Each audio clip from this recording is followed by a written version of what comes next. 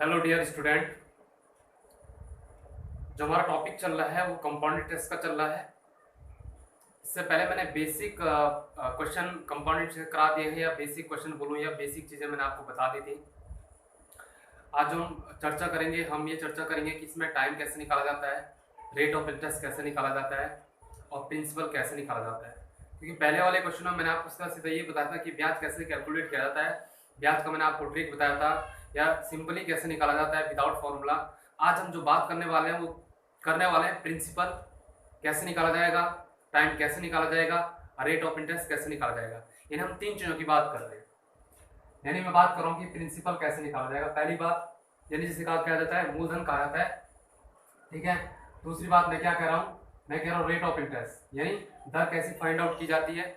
और तीसरी बात मैं क्या कह रहा हूँ, टाइम कैसे निकाला जाता है। इस प्रकार के हम क्वेश्चन को करने वाले हैं। तो टॉपिक हमारा क्या है, हमारा टॉपिक है कंपाउंड इंटरेस्ट,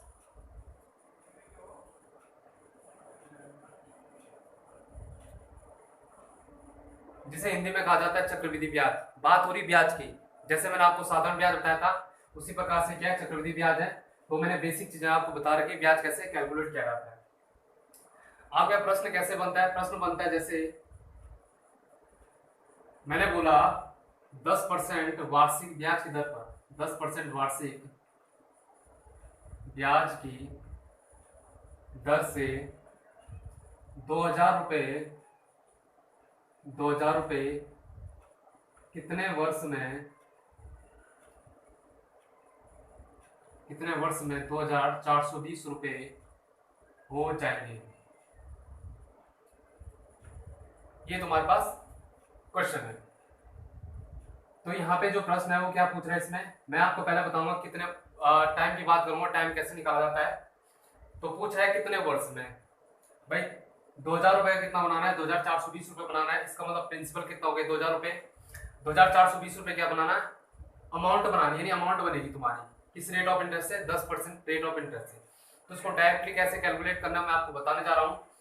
अब क्या करना है, अमाउंट अपॉन हमेशा क्या करोगे आप, प्रिंसिपल करोगे। भाई इतना सा आपको काम करना है, आपका आंसर निकल के आ जाएगा। अमाउंट तो हमारे पास क्या बनता है, अमाउंट को हिंदी में क्या बोला जाता है, मिश्र दर बोला जाता है। तो जो कितना है 2420 रुपए, यानी 2000 पे 420 रुपए क्या लगा है, इंटरेस्ट लगा है। अब ये पता करना है कितने सालों में, तो 2420 ऊपर आ जाएगा और प्रिंसिपल कहाँ जाएगा, नीचे आ जाएगा। अब प्रिंसिपल कितना है 2000 रुपए। बस ये आपको ध्यान रखना है, आपने सीधा डायरेक्ट क्या करना है, अमाउंट अपॉन प्रिंसिपल कर देना है। उसके बाद यहाँ पे सो 0 से 0 कैंसिल आउट हो जाएगा, आपके पास बचेगा 242। 242 को आप 2 से काटोगे तो कितना आएगा, 121 आएगा। 2 ही कम 2, 2 दूनी 4 और 2 ही कम 2। नीचे कितनी बार कटेगा, 2 से 200 100 बार कटेगा, यानी 100 दूनी 200। आपको इसको देखते ही बस आपको ध्यान आना चाहिए 121 अगर मैं बात करूं 11 का स्क्वायर है, और 100 कितने का स्क्वायर है, 10 का स्क्वायर है। तो मैं ये बोल सकता हूँ ये 11 का स्क्वायर है और ये तुम्हारे पास कितने का है, 10 का स्क्वायर है।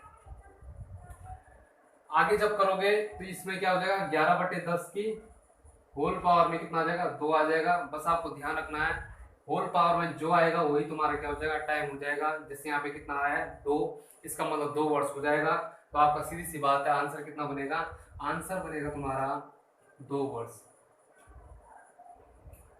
ठीक, तो डायरेक्ट आप इसको क्या कर सकते हो, कैलकुलेट कर सकते हो। बस मैं आपको क्या कहना चाह रहा हूँ, 2000 रुपए है, प्रिंसिपल है, ये 2420 रुपए जाएगा, इसका मतलब अमाउंट बनी। आपने करना क्या है, अमाउंट अपॉन प्रिंसिपल करना है। अमाउंट तुम्हारे पास 2420 थी और प्रिंसिपल 2000 रुपए था। आपको इसको चेक करना है, काटना पड़ेगा। काटने के बाद आपके पास तुम्हारे पास आएगा 121/100 आएगा। 121 11 का होता है और 100 जो है 10 का स्क्वायर होता है। ये स्क्वायर इन होल पावर में क्या हो गया, स्क्वायर हो गया। इसका मतलब यहाँ पावर में जो भी आएगा वो तुम्हारा में से क्या दर्शाता है, टाइम पीरियड दर्शाता है। और यहाँ पे टाइम पीरियड कितना हो जाएगा, 2 साल हो जाएगा।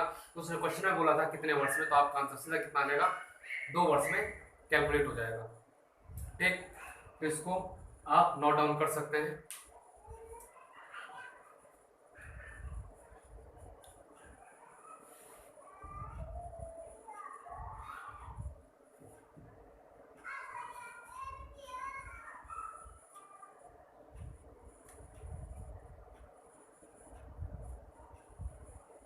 यहाँ पे आप लिख देना चक्रवृद्धि ब्याज,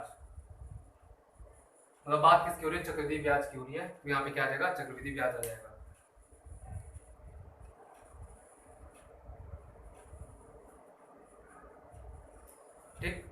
इसी प्रकार से एक दूसरा क्वेश्चन है, जैसे अगर मैं बात करूं,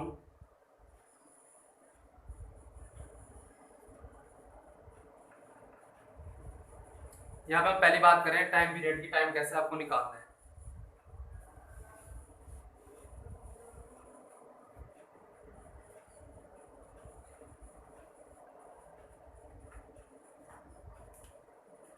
जैसे आपके पास रहेगा 5% प्रति वर्ष, 5% प्रति वर्ष चक्रवृद्धि ब्याज की दर पर, चक्रवृद्धि ब्याज की दर पर 800 रुपए कितने वर्ष में, 800 रुपए कितने वर्ष में, 882 रुपए हो जाएंगे। कितने वर्ष में 882 रुपए हो जाएंगे। ठीक है, ये भी सेम है, आपको वही करना है जो मैंने आपको बताया था। ये कितना है 5%। तो यहाँ पे ध्यान क्या रखना है आपको, ये प्रतिशत से कोई मतलब नहीं है। आपने क्या करना है, सीधा अमाउंट अपॉन क्या करोगे आप, प्रिंसिपल करोगे। अमाउंट तुम्हारे पास कितनी है, 882 रुपए है, और यहाँ पे तुम्हारे पास ये क्या है, 800 रुपए। जब इसको आगे कैलकुलेट करोगे तो 882 काटो, कितने से कटेगा, प्रिंसिपल से कितने से कट रहा है, 2 से कटेगा। 2 से कितनी बार कटेगा, ये 4 बार, ये 2 से 4 बार, ये 2 से 1 बार, ये 2 से कितनी बार कट रहा है, 4 बार कट रहा है। कितना आ जाएगा, 400 आ जाएगा।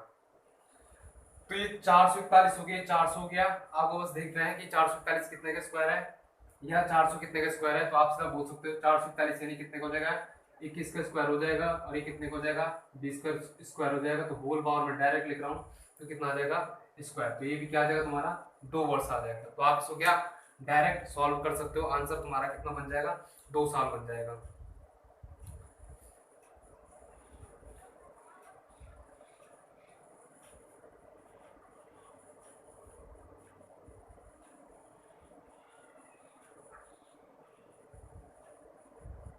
इसी प्रकार से आपके पास क्या दिया है, अर्धवार्षिक का भी पूछा जाता है। जैसे अगर मैं बात करूं,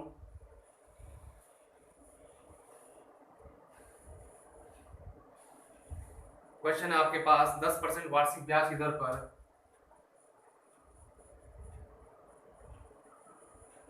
वार्षिक चक्रवृद्धि ब्याज की दर पर वार्षिक चक्रवृद्धि ब्याज की दर पर 8,000 रुपए की धनराशि, 8,000 रुपए की धनराशि कितने समय में 9,261 रुपए हो जाएगी। कितने समय में 9,261 रुपए हो जाएगी, यदि यदि ब्याज अर्धवार्षिक रूप से, यदि ब्याज अर्धवार्षिक रूप से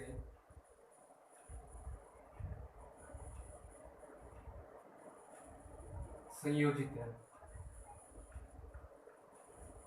वो कह रहा है 10% वार्षिक चक्रवृद्धि ब्याज की दर से 8,000 रुपए की धनराशि कितने समय में 9,261 रुपए हो जाएगी, यदि अर्धवार्षिक रूप से, यदि ब्याज अर्धवार्षिक रूप से संयोजित है। अब यहाँ पे आपको क्या देखना है, यहाँ पे जो ब्याज का जो रेट है वो पर ईयर कितना है, 10%। अगर मैं अर्धवार्षिक की बात करूँ, इसका मतलब कितना हो जाएगा, वो अर्धवार्षिक यानी साल भर का या 12 महीनों का कितना है, 10% है। तो अर्धवार्षिक यानी हाफ ईयरली कितना हो जाएगा, वो 5% हो जाएगा। ये मैंने पहले वाली वीडियो में भी आपको बताया था। तो वो डायरेक्ट वही करना है जो मैंने आपको बताया कि करोगे कैसे। आपको क्या करना है, अमाउंट अपॉन के कितना कर देना, प्रिंसिपल कर देना है। तो जब आप ऐसा करोगे तो आप क्या करोगे, अमाउंट कितना तुम्हारे पास 9,261 रुपए है, और यहाँ पे तुम्हारे पास क्या है, ये तुम्हारे कितना है, 8,000 रुपए है, प्रिंसिपल 8,000 रुपए है। आप देख लो यहाँ पे कटेगा कि नहीं कटेगा, तो यहाँ पे बिल्कुल भी नहीं कटने वाला। 9,261 यहाँ पे कितना आ रहा है, 1, यहाँ पे कितना आ रहा है, 0। एक ही नंबर से नहीं कटेगा, क्योंकि कटना क्या चाहिए, एक ही नंबर से कटना चाहिए, और ये नहीं कट रहा है। बस आपको ध्यान क्या देना है, जो नीचे वाली अमाउंट है वो कितनी 8,000 है। जब 8,000 है तो इसका मतलब यानी कहीं ना कहीं किसी का क्या है, क्यूब है। 8,000 को देखते ही क्या लगता है, यानी कितने का है, 20 का क्यूब हो जाएगा। तो 20 का क्यूब हो जाएगा, और ये ऊपर वाला चेक करना है कि 9,261 कितने का क्यूब है। तो आपको पता करना पड़ेगा 9,261 कितने का क्यूब है। ठीक है, तो यहाँ पे जो तुम करोगे तो कितना कैसे करोगे, जब ये 20 का क्यूब आ जाएगा, ये कितने का हो जाएगा, 20 का हो जाएगा। और 9,261 कितने का होता है, ये तुम्हारे पास होता है 21 का क्यूब। ठीक है, ये आपको कैलकुलेट करना पड़ेगा, हाँ ये चेक करना पड़ेगा, ये आपको अंदाजा लगाना पड़ेगा ये कितने का हो सकता है और ये कितने का हो सकता है। तो जैसे ये 8,000 रुपये तो 20 का है, तो कहीं ना कहीं मुझे क्या लगा है ये 8,000 से कितना ज्यादा है, ज्यादा से ज्यादा कितना है 1261 ज्यादा, तो कहीं ना कहीं क्या हो जाएगा 21 का, क्योंकि लास्ट में क्या आ रहा है इसका एक, और एक का जितना क्यूब करोगे हमें से कितना आता है एक आता है।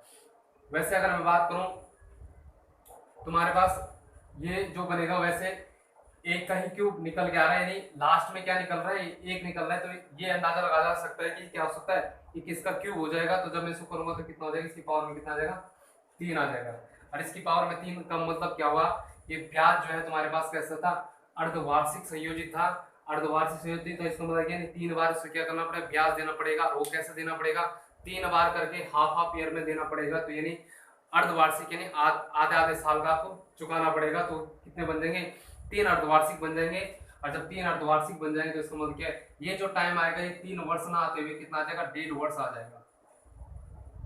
बस आपको ध्यान देने वाली बात क्या है, यहाँ पे आपको चेक करना है ब्याज कैसा है, अर्धवार्षिक है या वार्षिक है या मासिक है, किस तरह से वो आपको दिख रहा है। यहाँ पे जो ब्याज है वो अर्धवार्षिक है, जब आप इसका क्यूब करोगे तो ये जब आप करोगे किसका है ये 20 का है, तो क्यूब है तो इसका मतलब क्या इसमें 3 बार पे करना पड़ेगा। तो 3 बार कैसे करोगे आप आधे आधे साल का पे करोगे, जब आधे आधे साल का पे करोगे तो इसका मतलब 6 महीने एक करा, 6 महीने एक करा और 6 महीने एक करा, तो यानी कितने 6 कितने महीने 6 कितने हो जाएंगे 3 बार यानी पे करना पड़ेगा, और 3 बार पे करना पड़ेगा तो मतलब 6 महीने 6 महीने और 6 महीने कितना हो जाएगा 1.5 वर्ष हो जाएगा। तो आपका आंसर कितना बन जाएगा सीधा सीधा 1.5 वर्ष आपका आंसर बन जाएगा।